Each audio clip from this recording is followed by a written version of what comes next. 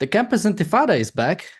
Recently, they have apologized for or rather, in April, they have apologized for one of the members of a Columbia club who said Zionists don't deserve to live. They have apologized for this statement, and yesterday they have retracted the apology. So I think we are back on the party line saying, yeah, Zionists don't deserve to live. So today will be a bit different because we have three topics for today. For those who don't know, that's something we used to do in the past before October 7th when we always had three topics. So we'll try it again. We'll see how it goes. There's also been a new documentary that came out, a documentary about October 7th from the Hamas perspective. It's a documentary by Ali Khamenei. Oh yeah, documentary. It's when you show one side, it's not really that much. So we'll watch a short clip of that, and then we'll talk about it. And then we'll also talk about one recent report that came out. I think this is not new, that basically Sinwar has called for more suicide bombings. I think that particular message is not new. It's something that we knew a few weeks ago or a few months ago, maybe even. It's basically right after he became the leader of Hamas. And there was actually a suicide bombing soon after, which, from what I believe, has failed. I think one person was injured, but no one has died in that. So we'll try to cover all three of these. So let's start with Campus Intifada is back. So there is this group called the Columbia University Apartheid Divest. It's one of the most prominent pro-Palestinian group at Columbia. And as I've said, they've originally issued an apology for one of their members saying Zionists don't deserve to live, but now have retracted that statement. And something they've also said recently is also, we support liberation by any means necessary, including armed resistance. Mind you, they said this one day after October 7th, meaning yesterday, not last year. But they've basically endorsed the spirit of October 7th, which was armed resistance is one way of saying an attempted genocide, basically. But their PR department must be pretty good at it. So, Alex, you weren't here when we originally covered the Campus Intifada, but I can imagine you've been following it pretty much as we have. So, what do you think? Have you? We've actually discussed this. This person, Khamenei James, who said this statement, Zionists don't deserve to live. Have you heard about? It's gonna be hard to refer to them because I believe they're non-binary. So I think I'll try to respect it. But Alex, what do you think about them? Well, I mean, we're kind of laughing about this now, and we're taking a bit of a light kind of reaction to it, which I think, of course, we should make fun of these people because they are ridiculous. But we also, I don't think, can escape the fact that these are the future leaders of the United States. I mean, even if we take Maher Bitar, who is the highest ranking official responsible for government intelligence, like military intelligence. And he is a graduate of Georgetown. And he, of course, I think he was the head of the Students for Justice in Palestine, and also is a former employee of UNRWA.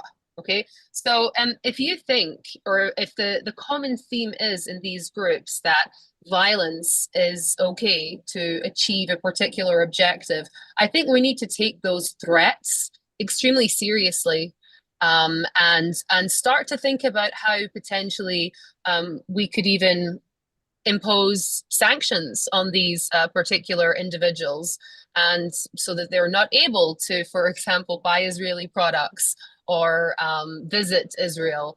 And I think that there really is a little bit of room here for us to be for the Israelis, I think, to be a little bit more offensive in their diplomatic approach to these students who are the future leaders, as I said.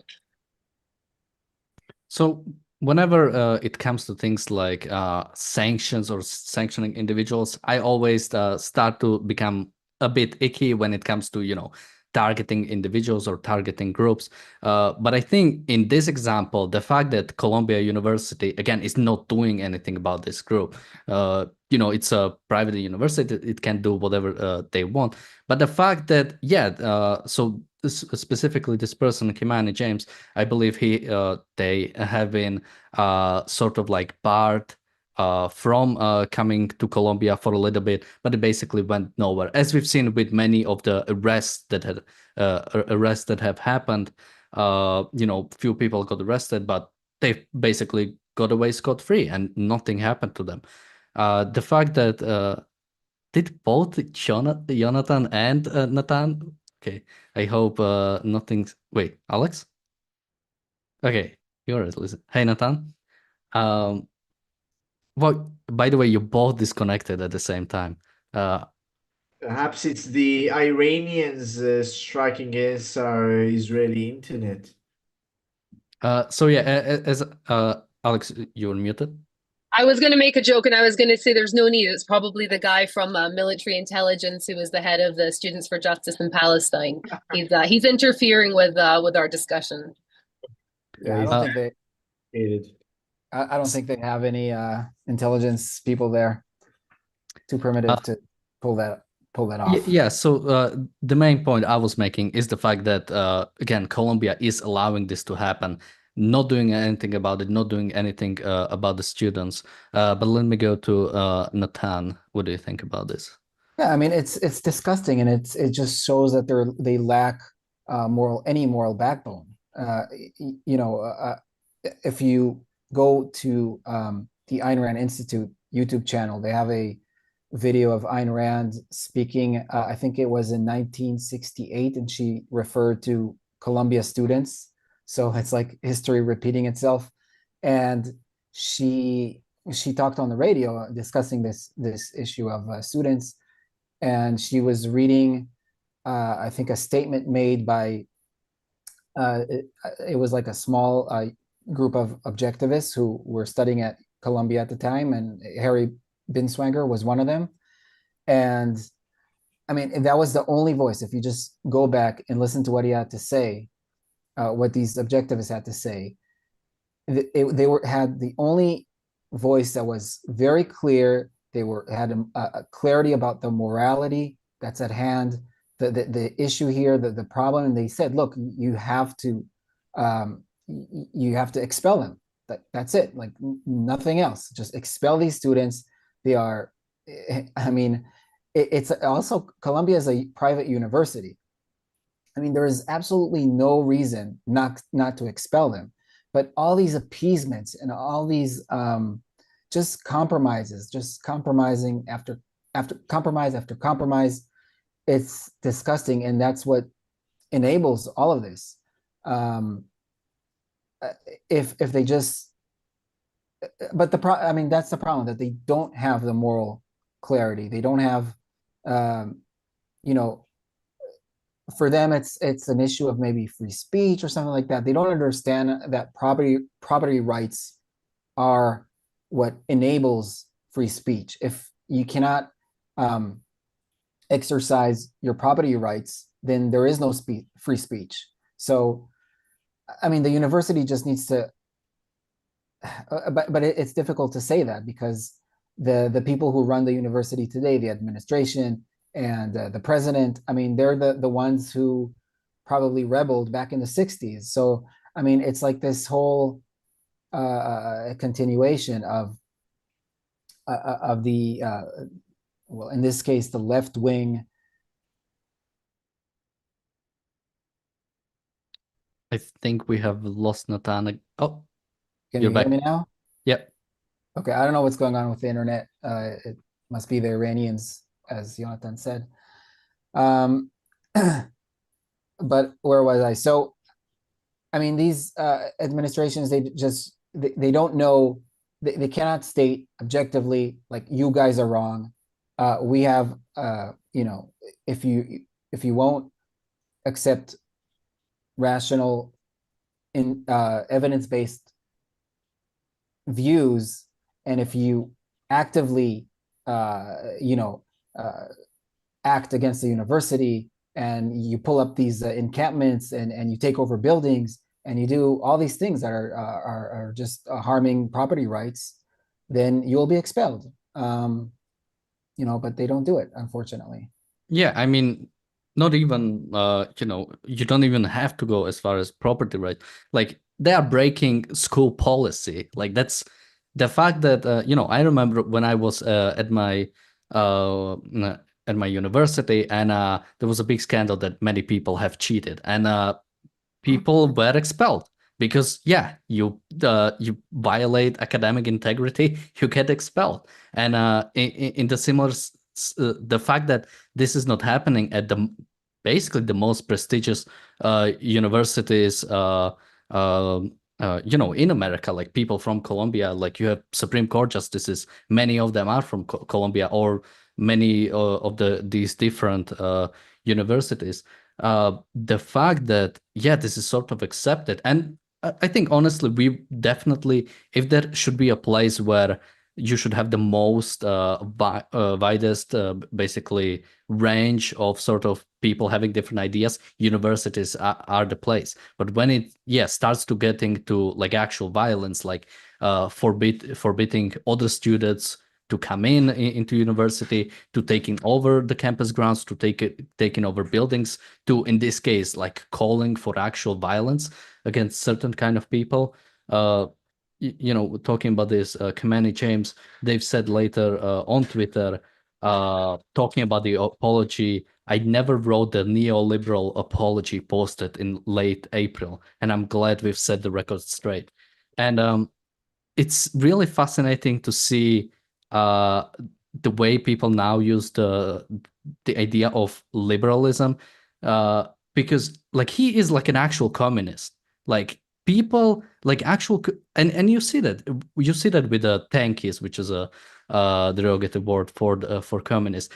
You see them like despising liberalism, because what does liberalism mean? You know, in some ways, sort of like you know, free speech, separation of powers, sort of, you know, not supporting Islamic state that wants to genocide Israel. You know, you have things like that there. But Jonathan has been quiet for since the start, so let me just jump to him. What do you think maybe about this the statement he said, this, that he didn't post the neoliberal apology for advocating violence against certain kind of people? I don't know what neoliberal means. It sounds like nonsense. I think the fundamental thing we're talking about, what we are saying is we are as if we're expecting by the universities to be decent and expel these students. I think we need to change our perspectives. By this point, I think it's fair to say that these universities are effectively accomplices of these people. I think what we should ask is not why they are not kicking these evil bastards from their campuses, but rather we should ask why the good people are still there. Why are the donors who give millions of dollars to these universities, why are they still donating their hard-earned money for them? Why have they still not pulled away? And why every decent human being that's there is still on their ugly campuses? I think that's what we should be asking, because by this point, it's clear that they are morally bankrupt.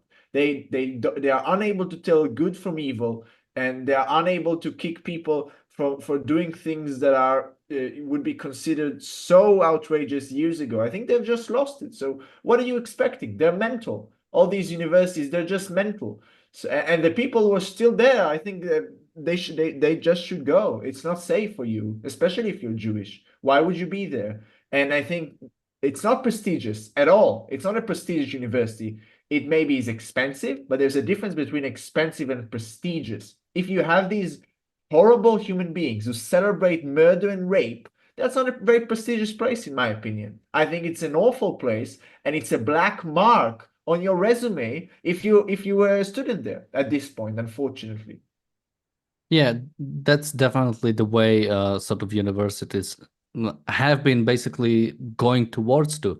And thankfully we've seen many of the you know, sort of people actually pulling out their funding because of what they've learned that has been happening. But this is not something new. It's not like on October 7, suddenly the universities have changed. This has been going for a long time, where the universities have become basically like a ground to basically fester this ideology, this like actual like hatred of America, basically hatred of any sort of Western values, and support for basically the most backward places you can be. I mean, again, the areas controlled by Hamas or by Palestinian Authority, it's not a place you want to live. It's not something anyone would want to live under. Yet that's what gets support, because they stand against the Western values. They stand against the West. So let me If I may add, Dan, there's something else I wanted to say.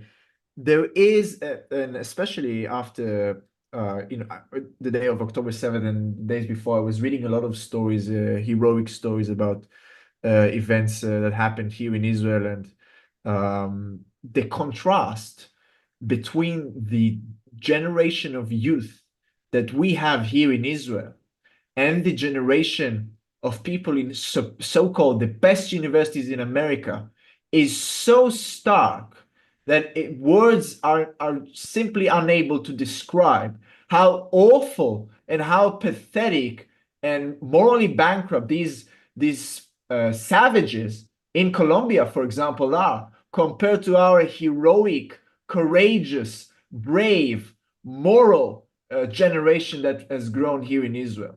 It's incomparable. We have a few super chats. First, thank you, Bonnie, for a super chat. She says, thank you for consistently rational programming. Thank you so much. Thank you, Christian, for a super chat. He says, bringing some little hope to you.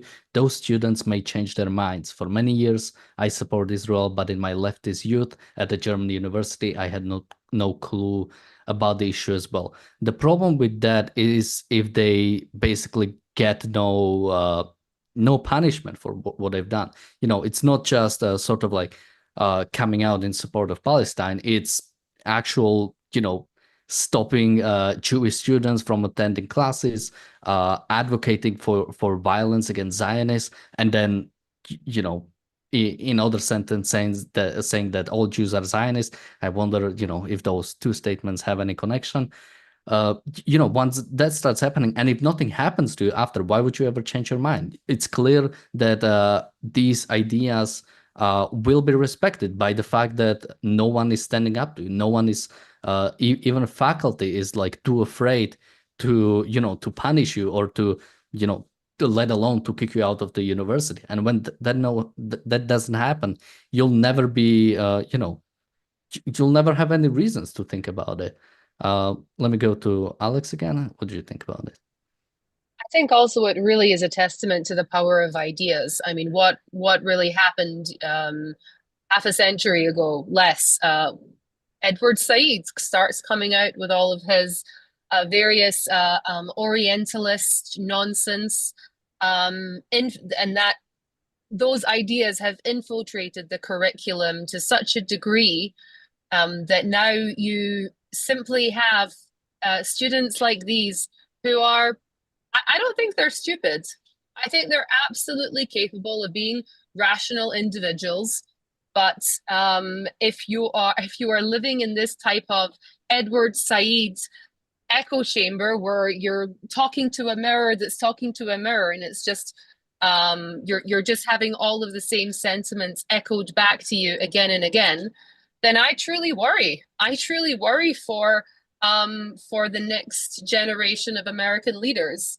If you're studying international relations or something to that degree, public policy, I don't know, and you're only getting this inverted reality, decolonization nonsense, then I truly think it's quite frightening. And Jonathan is entirely correct. There is absolutely no comparison to 22-year-olds, 23-year-olds in Israel who has graduated the military and now is building something, is working on something, is trying to have a crazy startup idea that's never going to work, or trying to get investment for this something he learned in the 8200 unit. There is no comparison between those 23-year-olds and these. I don't know what they are. They're evil. They're I don't. I mean, you read these statements from these people, and you actually think, is this a South Park episode? Are you a character on South Park? Is this a parody come to life? It's the mind truly boggles. We also have a super chat from David. Thank you so much. So I'd like to move on to second topic, but before that, any closing thoughts about this topic? Nathan? I think what we are seeing is just all the masks come off. I mean, these people, when you read their rhetoric, when you read what they're saying, it sounds exactly like the talks of Khamenei in Iran. It sounds exactly like Hamas. It sounds exactly like Hezbollah. I mean, these people, they play the victim card, and they talk about these Westerner colonizers that stole these people's land. So you have both of these sides are on the completely racist collectivist axis. I mean, we'll see in the next clip. Like it's a good shift, because they really are the same. They hold the same, or at least their conclusions are exactly the same, even though they may come from a little bit a different philosophical background. The Islamists, they have a faithful religious background, whereas these young people in America, they come from modern philosophy. But it's really, when it comes down to the epistemology, it's the same. They both of them are just, they make arbitrary claims, they make these fantasies, and they go along with them. They have no regard for reality, no regard for the facts, and they just develop this deep hatred of the West, of any free nation, of people who are successful, of technology, of capitalism. So yeah, it's disgusting and it's worrying. But I mean, I don't know. I agree with everything that Jonathan said. I think we should just move on when it comes to universities in America, and maybe more generally in the West. But I don't know if I would just put all of the young people in America in the same boat. I mean, I'm sure there are good people who are young in America. But I also think to myself, Nasa, and I say, even what on earth could Colombia, for example, contribute to a 23-year-old Israeli graduate from the Golani Brigade or from Shmona Matayim? Like, what on earth could Colombia possibly bring for him to make his career journey or his educational experience even better? And that, to me, really does demonstrate the worthlessness of and the trivial nature of institutions like these. If this is what you do, if this is what you represent, I mean, what on earth could you bring to my life? No, I think that at this point, even if they can contribute something, I mean, even like, a line on your resume that you went to Colombia, I think that at this point, you cannot sanction them. You just should not sanction these institutions. So that's why you should just leave them and, just shrug. Yeah, and just sort of going back to the students, at many of the universities, we've seen students, standing up. We've seen even a few teachers standing up. I think, trying to remember his name right now. There was one, Shai Davidai. Is that his name? I believe so. Does Yeah. anyone know? Yeah. Yeah, that's him. Yeah. Yeah, so he really sort of stood up when he saw, I believe, what was happening at Columbia, when he was basically forbidden to even go to the university for one of the days. Okay, should we move on to second topic? Anything to add, Jonathan? By the way, I went to this guy's guy or girl, I don't know, this guy's Twitter, and he retweeted Shai Davidai, and he's saying, I'm just reading to you what he wrote. this is a weirdo professor who's still twiddling those thumbs and harassing students at the university he works at. So he's complaining that someone else is harassing, while he admitted to supporting fully, an armed resistance violence. I mean, these people are just, they can't even maintain just the consistency in two tweets. Well, they don't believe in logic. They don't believe in consistency. They don't believe in truth. So I think they can get away with it in their own corrupt, irrational lack of thinking. So we also have a super chat from Zoe. Thank you so much. She says, I have very little sympathy for the students. I went to a very liberal university where BDS was popular, etc., and never bought it. It's possible to think. I dislike the word liberal used there. It's progressive. These people have nothing to do with liberalism. They despise liberalism, and they shouldn't be allowed to take that word away from I think its proper meaning. Okay, do you And guys? there's no limits. I was going to say that there's no upper limit on the progressiveness. It's not as if, one progresses and they achieve something and then they've reached it, right? It's continually, there's no upper limit to the progression as they see it. The end is the revolution, right? The end is the utopia that we have to reach. I mean, there's no end to the regression towards savage primitivism. There you go. Okay, do you guys want to watch a short documentary?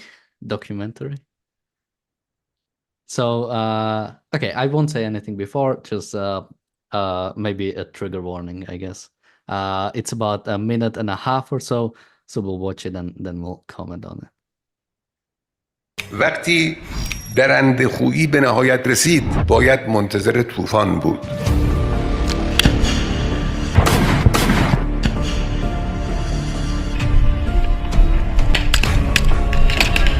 ها هم ابناء القسام.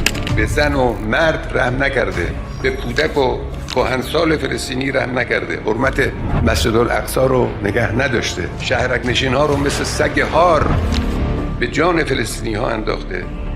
خب در مقابل این همه ظلم و جنایت یک ملت چه کار کنه؟ خب معلومه طوفان به پا میکنه.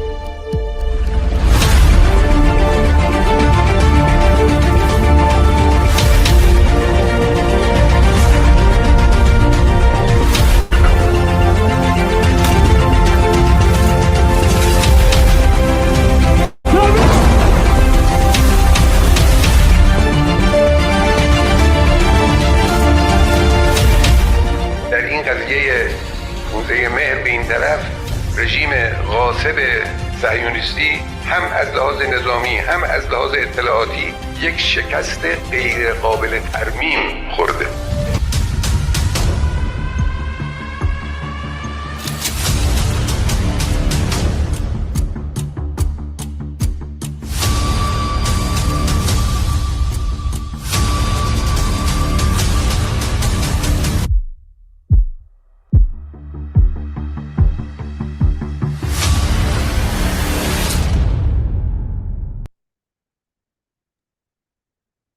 So yeah, new documentary that's coming out showing, I guess, the perspective of Hamas when it comes to October 7th.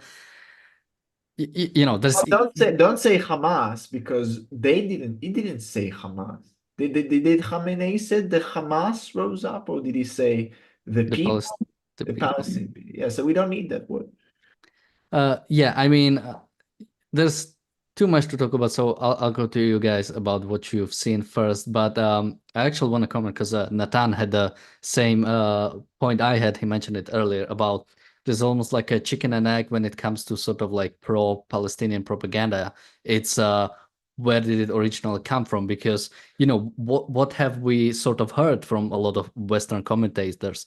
Well, they live in open air prison, and when you oppress them for so long, they'll stand up. That's exactly what Ali Khamenei has said. It's almost unnerving, the fact that they are saying the exact same thing. Oftentimes I hear some anti-Ukrainian sort of like actually like repeating Russian propaganda, and whenever I hear it, I feel sort of how do you have like the exact same sort of statement to say? And because I think we've lost Nathan and Jonathan again, let me go to Alex. Have you seen this before, or have you only seen it when I sent it to you? And Well, I think it's very interesting that he's mentioning about the Jews are disrespecting Al-Aqsa.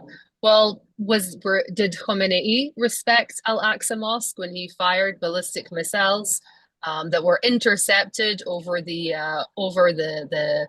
Dome of the Rock, over the Temple Mount? Do Palestinians respect the Al-Aqsa Mosque when they barricade themselves inside and set huge fires, as they do nearly every Ramadan? Is that respecting Al-Aqsa Mosque? How do the Jews disrespect Al-Aqsa? By walking on it?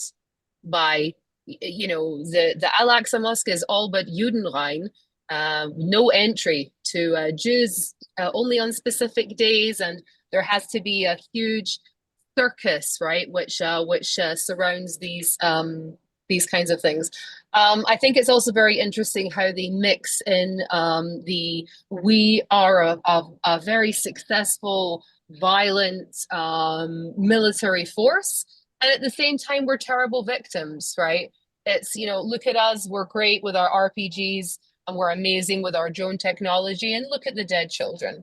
It's like trying to achieve everything at the same time, and I'm pretty sure most of that was AI.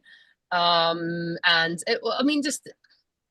it's just the absolutely it really is like stomach turning to see this passed off as, I don't know what it is. It's almost like I feel it's almost a little bit like pornography.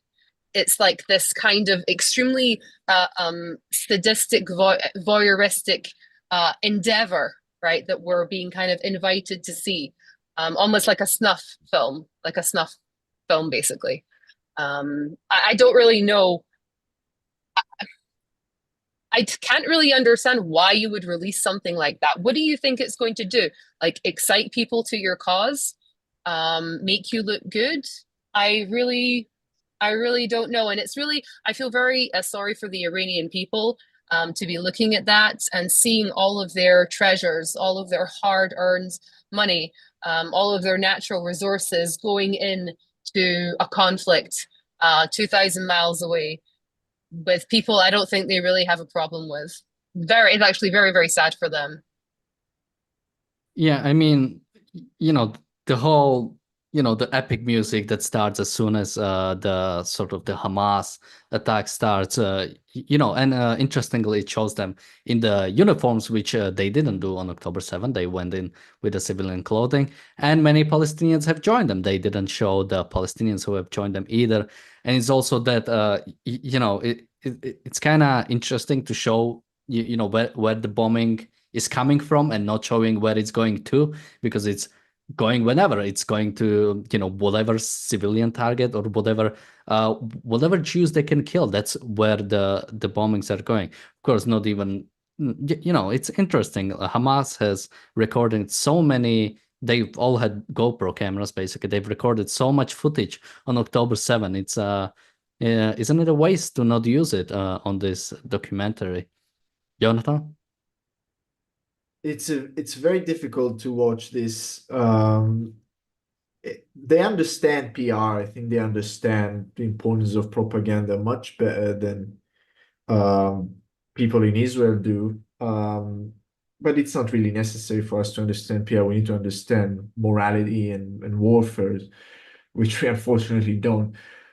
I would place as a contrast to this trailer. It's a trailer, right, to a film. Yeah, it's like a short. It's like a short movie, basically.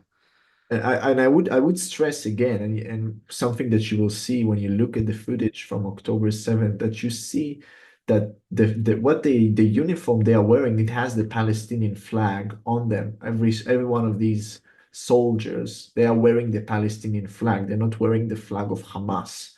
and we must remember that they are representative of the Palestinian people, and the people have joined them. But these are also the people. The fact there were 2,000 Palestinians, civilians, it doesn't really matter. They were all Palestinians, and this was a Palestinian attack on Israel. And it's very important, I think, for us to understand that. And as a contrast to their so-called heroism, I would put the video of the unbelievably heroic Anal Shapira, who I don't know if you're familiar with his story. He was at the Nova Party. He was a soldier, but he attended the party, and he went with a group of once the sirens alarmed, he went with a group of people from the party to one of these shelters. It's called it's the story of the Migunit Hamavet, the shelter of death, where they were surrounded by this shelter. It's a very small building. They were surrounded. There were like 20 people in a very small space. They were surrounded by these so-called Palestinian heroic fighters. They were surrounded by them, and they just started throwing grenades into the shelter. And Anar Shapira stood there at the entrance, and he threw out the grenades one after the other.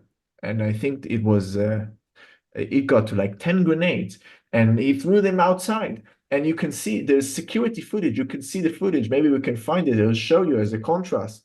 You can see how these heroic fighters, they run away. They won't even enter a shelter full of civilians where some of them were drugged because of the party. They were barely noticing what's going on. They wouldn't even dare to enter a place full of civilians because they were so scared. That's how heroic they are. They threw grenades, and a soldier who was off duty, he just threw them one after the other, and he saved the lives of some people. People survived that place thanks to him. He was an unbelievable hero, that person.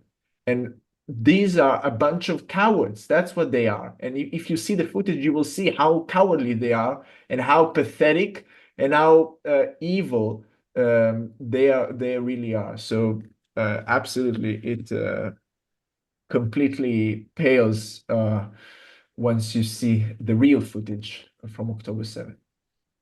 Yeah, let me join in and say that you watch this video, but right now the IDF is kicking their butts. I mean, completely kicking their asses. I don't know if you've heard this, but the development is that the IDF has completely blockaded Jabalia. It's a city in northern Gaza, and this is one of the maybe most important developments of the war. The idea is to drive out all the Palestinian civilians that are left there, and basically insist on total surrender of the terrorists that remain. And I think this move, maybe we don't really have time to talk about it, but it could completely change the trajectory of the war and bring Hamas's final defeat. But yeah, I just wanted to correct one thing that you said, Daniel, about the Hamas. They did arrive with military uniforms. I don't know why you thought that they came with civilian clothes. Those were I think the second or third wave of Palestinians. But anyway, yes, I mean, you can see how the Iranians, they play the victim card. Like I said earlier, it's like it's very dangerous when you play this victim card, because what you do is you use it as an excuse to just commit any moral hazard, anything that is immoral. So I mean, they just do it as an excuse, and you can even see it in the video how they play, how they kind of use this method. So they start with a victim card. They say, oh, you've oppressed us, and you harmed our women and children. So what they mean by that is, yeah, we have that gives us the legitimacy to kill your women and children. And I mean, that's just what it is. And I lost my train of thought there. I think there was something else. Maybe I'll give it back to you. And when I remember when I wanted to say, I'll say it. Yeah, I mean, increasingly I've seen more, sort of like videos like this come out. I'm wondering if you guys have seen it, something coming out similar from, I think it was Al Jazeera Plus or something like that. And maybe Alex saw it, so she can comment on it a little bit. It was sorry, no, I remembered what I wanted to say. okay, yeah, go on, and I- then we can go. No, to I noticed this since I think it was since the Israel assassinated Nasrallah, this Khamenei guy, Ali Khamenei, the supreme leader of Iran, he's been obsessively posting online. Like every 2 hours, he will post something, and the series of just propaganda videos that the Iranians are releasing right now, it's uncanny. I think what this means is that they're scared. I think they're well, I won't say what I wanted to say, but they're panicked, and they to me this is like I'm thinking that he's maybe thinking about his legacy, so he wants to put out all these videos because he realizes that his days are numbered, and that's what I think the meaning of this is. Yeah, I mean, it would be great if that scare, that fright he has would actually be, actualized by Israel, maybe finally responding to what Iran did about a week ago. We still are not seeing anything from that. But, going to what I was talking about, I've seen this video, and I think it was Al Jazeera Plus. It was like sort of like almost like an ad on some I don't know if Alex, do you remember it better what it exactly was, but Yeah, I've seen so many of these vile. I really don't know what it is. It's a little bit like somebody getting excited about watching like an execution. It's very, very, very sick stuff. I honestly really cannot see the appeal of this whatsoever. Don't know why anybody would want to engage in this. And yeah, more on to Natan's point. I'm kind of thinking as well with Khomeini posting incessantly, right, on social media. There's a smell of like desperation.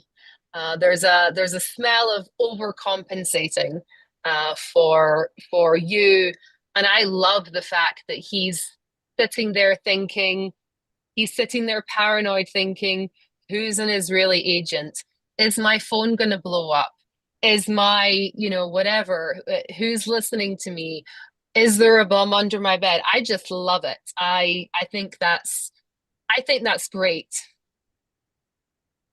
so on that, I don't know if you guys are big like mafia movies fans, Yes. but they had they used to have something called a starter. It's basically a guy who starts your car, so when the boss goes he doesn't start, it doesn't explode with him.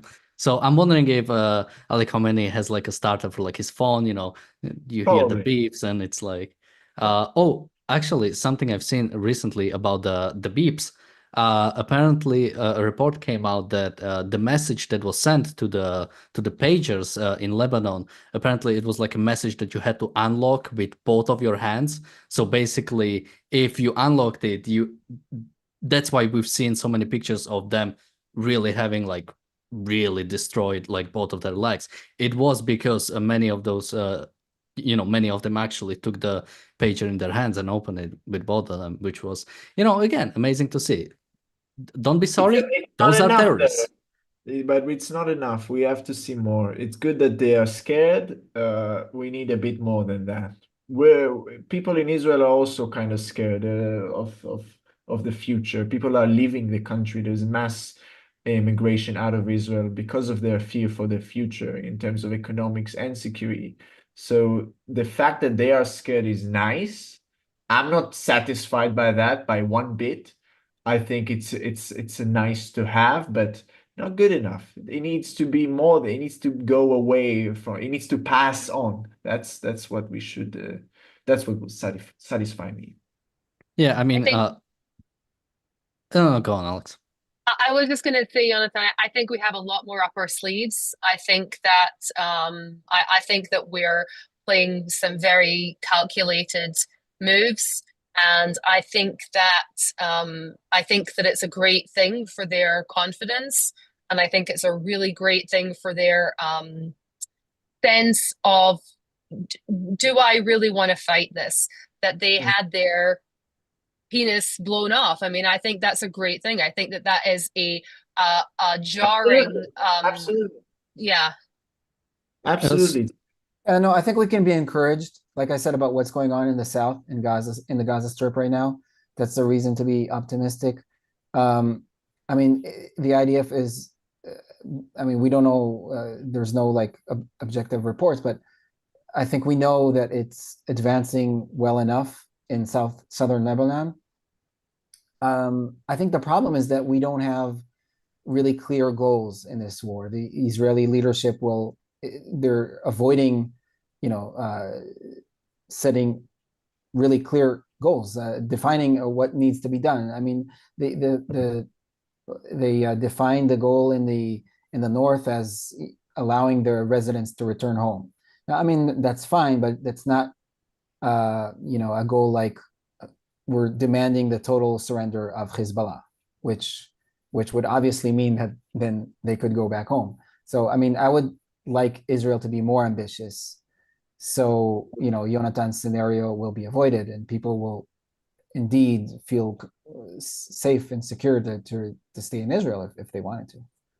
Yeah, I mean, we still basically haven't heard any plan for post-war Gaza, besides, we will hold on to Philadelphia corridor, which is a good thing, but there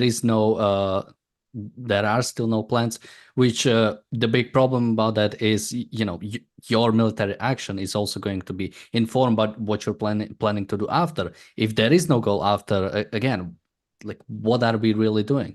And Nathan, as Nathan had said, similar to Lebanon, like, yeah, I mean, the people that have had to basically move away from the north, it's like tens of thousands. And I think at the when it started, it was, I think, more than 100,000 people. That's, yeah, basically 100,000 people that are refugees in their own country because of the inaction of the government. And so someone in the chat said, Jonathan is talking shit. So I'd like to stand by Jonathan, because what he said is true. Yeah, it's good if the enemies fear you, but it's not, that doesn't give you enough security. Iran might be afraid of Israel, yet just last week it launched, almost 200 ballistic missiles towards Israel. And when they have nukes, they will be much less afraid. Yeah, no, like, the action needs to happen. You can't bet on the fact that, they will be afraid of the response. No, they shouldn't be afraid, because they simply shouldn't be. Like, any threat towards Israeli citizens should absolutely be eliminated. You shouldn't respect any of it just because they haven't attacked us recently. So we had one more topic, but we have about 4 minutes to cover it. So maybe, yeah, we can just stay on this topic maybe. But I mean, the only way to achieve deterrence, like real deterrence, is if the other side fears total surrender, total defeat. So if they know that by attacking you, they'll lose everything, but everything that they value, everything that they love in this life, or, even though they don't really love this life, but anything possible for them to achieve, then you will really achieve deterrence. And sometimes the way to do it is to engage in war that will show and demonstrate to the entire world that you're serious about this, and you will lead to their defeat no matter what the circumstances. That's why I almost think it was strategically a little bit more important, actually, to have the pager attack with these kind of injuries to the hands, and also injuries to their junk, right? I thought it was incredibly important, because if they die martyrs, then they win, right? But if they are seen as weak people who surrender, I think that strategically that's also extremely important for deterrence as well. That was the moment in the war that I felt like everything completely changed when you had the Hamas men walking around in their underwear, right? Defeated, looking at the ground, humiliated. I thought that's far more powerful. That's a much better message for us to be sending rather than having them being glorified men on posters, right? That you see, oh, Shahid died, a Shahid died. No, that's Ahmed walking around in his underwear, being humiliated by the IDF. I thought that was, oh, I thought it was just so, I thought it was beautiful. Yeah, I I don't know if think humiliation is what will do it, but yeah, I think it is sort of like a strategical questions, if that will bring you closer to the war. But I think what has happened after the pager attack was much more important. The fact that the bombing has intensified so much, and the killing of the leaders have approach has gone so much faster. That's what basically when we had an episode on the day of the pager attack, and I was talking about how, yeah, this is amazing and great to see. I hope it will follow, and I hope there will be something more, basically taking advantage of this situation. And we've seen a lot of it, thankfully.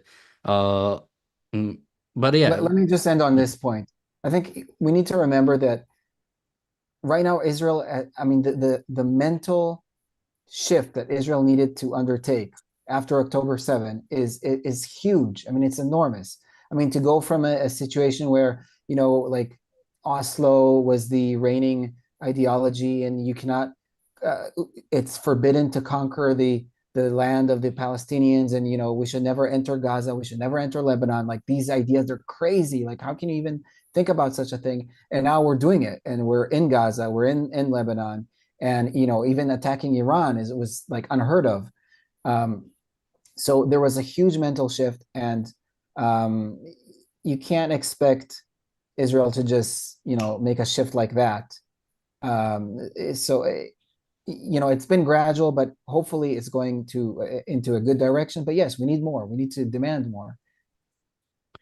Yeah, I think I mostly agree with you. At the end of the day, you have to remember Israel is a free democratic country, and it will mostly do what its citizens want. And Likud has seen a rise in the polls recently, so it seems like there is a push towards that. But we have to remember, and we've covered, there have been a lot of protests in Israel itself, basically calling for the ceasefire, basically calling for, no, we do not want to, fully basically protect ourselves. We don't want to fully finish this. So, yeah, there is sort of like the right thing to do, and there is sort of like what is the reality on the ground, and what do the people want? Because at the end of the day, that's who the politicians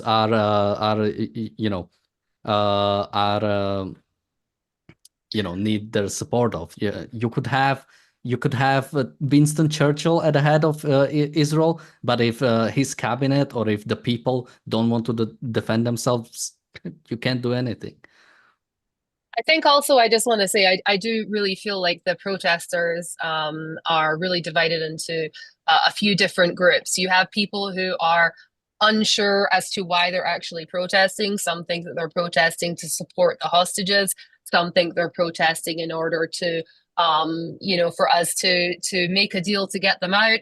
And then you have the sort of radical cadre who, if let's say Israel or Bibi, right, it was being very dovish, then they would be protesting for being extra vicious and not giving up. So it doesn't matter. The radical cadre that you see that get far too much press, they would be protesting the opposite of what the government is doing, no matter what, in my opinion. Okay, I think we've covered the two topics at least that I wanted to. So maybe three topics is too much for the reality show with 4 people. So let me hear some of the closing thoughts about either of those topics, and also where can people find you, Jonathan? Thank you, Dan. I'm just looking for the statistics. Some people in the chat looked. From what I've seen, if you want some real numbers, there is been an increase in 2023. We still don't have the full numbers for 2024. 55,000 people left Israel, whereas in the year before it was 28,000. So there's been an increase for 2023. There's certainly people that I know personally that are considering such a move. And we still don't have the full data for this year, so I don't know exactly how much, but there has been an increase in this year, certainly according to the National Bureau of Statistics. That is for you, but you're right, it is it's from the Lamas. Go to their website and see it, find it. And but again, there are people who are also coming in, so it is nuanced, but I think that there is definitely such a phenomenon. And viewers can find me on Substack. You have the link in the description. It's philosophyIneeded.com. Thank you very much. Nathan, any last thoughts, and where can people find you? Yeah, I'll just end that Israel has two choices. If it wins, it can completely change the Middle East, and Israel can become a secure place, a place where people will want to live. And we will have to also, though, enact policies that are more on the freedom side. So we need to, deregulate and free up the economy and cut government agencies and ministries. So will we do that? I don't know. Probably not. So, it all really depends on how Israel, on the Israeli policies during the war and then what it does after the war. Yeah, other than that, you can find me on the Enlightened Examiner, Substack, Twitter, and that's it. Alex, any last thoughts, and where can people find you? I also just want to say further on to Jonathan's point that there was 30,000 people immigrated to Israel. They made Aliyah, so to speak, to Israel in 2024, and it was a 74% increase from France, France, and a 50% increase from Western countries overall. So, I think that there's people who are running to Israel, and there's people certainly running away. Kind of more on to Nathan's point, where you kind of mentioned the deregulation. So today I always want to recommend that everybody will visit the Alma Center. In addition to that, I wanted today just give 2 seconds for the Kohelet Policy Forum, which advocates for all manner of things, including reducing tariffs and deregulation. They are a think tank that have recently had an enormous amount of funding cut from them because protested by people who are against the government. So I recommend going there and reading some of their policy papers. And if you like what they say, then certainly share them around, because they need some more exposure and moral support, I think, right now. And you can find me on my YouTube channel, Dan. As I've said, all those links are gonna be in the description. Thank you guys for joining me today. Thank you everybody for watching. Have I missed the super chat? Now I'm wondering. No. And thank you also for all the super chats. We'll see you tomorrow on another episode on the Daily Objective and Reality Show. Thank you and bye-bye. Thank you.